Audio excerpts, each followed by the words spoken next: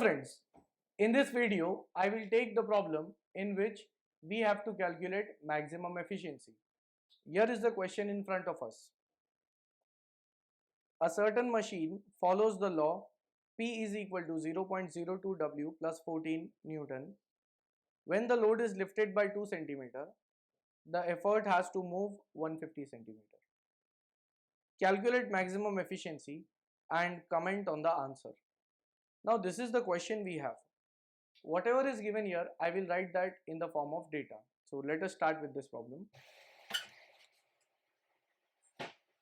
Certain machine follows the law P is equal to, this law of machine I'll write it down, P is equal to 0.02 W plus 14 Newton when the load is lifted by 2 centimeter. See, load is lifted by 2 centimeter. The meaning is it is the distance traveled by load. So distance traveled by load is denoted by x, that is 2 centimeter. Comma, the effort has to move 150 centimeter. So distance moved by effort 150 centimeter. Calculate maximum efficiency, eta max, and we have to comment on the answer.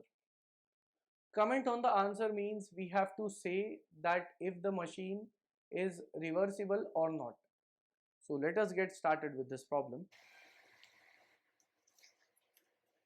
Now, in the solution part, since x and y are given, we can get velocity ratio from this. So I'll say that since velocity ratio is given by,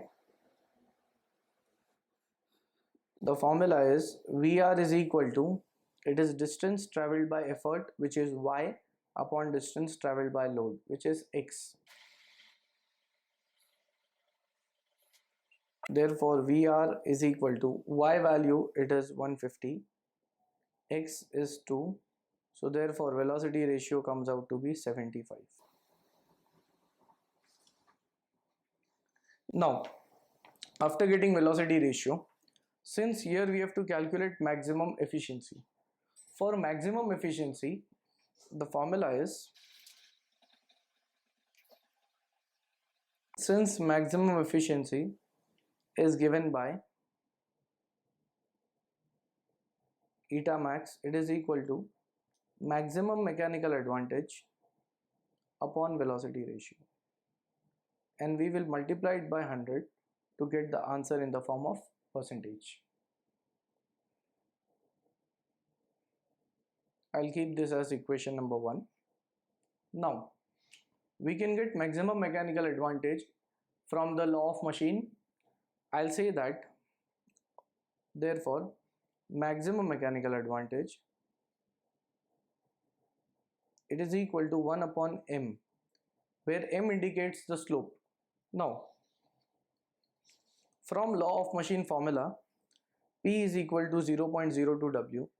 The coefficient of W is nothing but the slope.